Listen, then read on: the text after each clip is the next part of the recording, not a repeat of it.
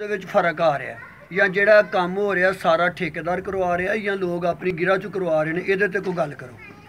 ਮੈਂ ਜੀ ਬਿਸਮਿल्लाहिर्रहमानिर्रहीम अस्सलाम वालेकुम। मैं ठेकेदार मुंशी ਨੂੰ ਪੁੱਛਿਆ, ਮੈਂ ਜੀ ਜਿਹੜਾ ਫਰਮਾ ਮਾਰ ਰਹੇ ਸਾਈਡਾਂ ਤੇ ਜਿਹੜੀ ਭਰਾਈ ਕਰਨੀ ਹੈ, ਉਹਨੇ ਕਿਹਾ ਜੀ ਅਸੀਂ ਫਰਮਾ ਮਾਰਨਾ ਹੀ ਮਾਰ ਛੜਿਆ, ਉਸ ਤੋਂ ਬਾਅਦ ਸਾਡੀ ਕੋਈ ਜ਼ਿੰਮੇਵਾਰੀ ਨਹੀਂ। ਜਿਸ ਘਰ ਦੇ ਅੱਗੇ ਨਾਲੀ ਹੈ ਜਿਹਦੀ ਜਗ੍ਹਾ ਉਹ ਖੁਦ ਇਹਦੀ ਮੁਰੰਮਤ ਕਰੇਗਾ। मैं ठीक है, कर लेंगे। मैं कल कोई इतराज़ नहीं जी, सानू कोई इतराज़ नहीं। अच्छा बाबा जी, ये बताएं कि जो ईंटें लगी हैं नई और पुरानी हैं, इसके हवाले से बताएं कि ईंटें जो लगी हैं ठीक लगी हैं? सर जी उन्होंने आया सी इंजीनियर, उस टाइम मैं इतने मौजूद सा। उनके इट्टां पुरानियां क्यों लगी हैं? मिस्त्री ने उन्हें बुलाया, उन्हें आके कहा मिस्त्री ने भी इट्टां क्यों लगी? कहना सानू मुंशी साहब ने कहा विच पुरानियां विच नवियां लाओ। मुंशी साहब ने क्या? हाँ जी, ਤੁਸੀਂ ਇਹਦੇ ਬਾਰੇ ਚ ਟੋਕਿਆ ਉਹਨਾਂ ਨੂੰ ਕਿ ਯਾਰ ਇਹ ਗਲਤ ਕੰਮ ਹੈ? ਕਹਿੰਦੇ ਸਾਨੂੰ ਮੁਨਸ਼ੀ ਸਾਹਿਬ ਨੇ ਕਿਹਾ ਅਸੀਂ ਮਹ ਮਜ਼ਦੂਰਾਂ ਤਰਖਾਈ ਬੰਦੇ ਆ, ਅਸੀਂ ਮਹ ਜਿਵੇਂ ਮੁਨਸ਼ੀ ਨੇ ਕਹਿਣਾ ਐਵੇਂ ਅਸੀਂ ਕੰਮ ਕਰਨਾ। ਉਹਨਾਂ ਨੇ ਇਹ ਤਿੰਨ ਇੱਟਾਂ ਨੇ ਕਿਹਾ ਇੱਥੋਂ ਪੁੱਟੋ ਮੇਰੇ ਖਲੋਤੇ ਆ, ਲੇਕਿਨ ਉਹ ਜਾਓ ਗੈਂਤੀ ਲੈ ਕੇ ਆਓ। ਮੈਂ ਕਿਹਾ ਗੈਂਤੀ ਦੂਰ ਆ, ਮੈਂ ਤੁਹਾਨੂੰ ਆਪਣੇ ਘਰੋਂ ਦਿੰਦਾ ਗੈਂਤੀ।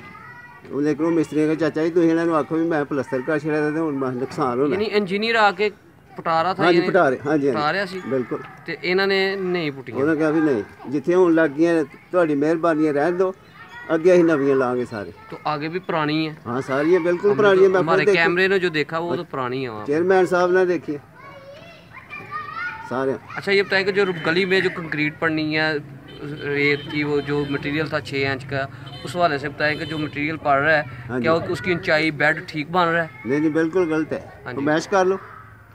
मेरे सामने मुंशी ने कि ना इंजीनियर ने आगे इट्टां रखी, उन्होंने दसिया मिस्त्री इस तो थले रेत और बजरी जो भी आना उत्ते दी कंक्रीट होनी है। 6 इंचियां दा बजर है, 3 इंचियां माल उत्ते आना। ਤੇ ਤੁਸੀਂ ਕੀ ਸਮਝਦੇ ਹੋ ਕਿ ਇਹਦੇ ਤੇ ਕਿੰਨਾ ਮਾਲ ਆ ਰਿਹਾ ਅੰਦਾਜ਼ਾ? ਇਹਦੇ 1.5 ਇੰਚ ਵੀ ਆਣਾ। ਫਿਰ ਉਹਨੇ ਇਹ ਵੀ ਕਿਹਾ ਵੀ ਫਰਮਾ ਤੁਹਾਡਾ ਕਿਦੋਂ ਇੰਚੀ ਵੱਧ ਹੈ ਕਿਦੋਂ ਘੱਟ ਹੈ, ਬਿल्कुल बराबर आना चाहिए।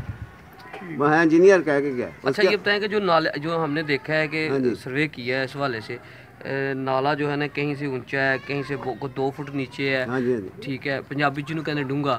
ਉਸ ਹਵਾਲੇ ਨਾਲ ਦੱਸੋ ਕਿ ਕਿਆ ਇਹ ਅਮਲ ਠੀਕ ਰਹੇਗਾ?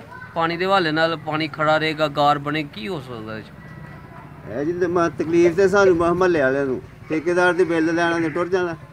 ਅਸੀਂ ਤੇ ਸਾਰੀ ਉਮਰ ਮੈਂ ਸਜ਼ਾ ਕੱਟਾਂਗੇ ਨਾ।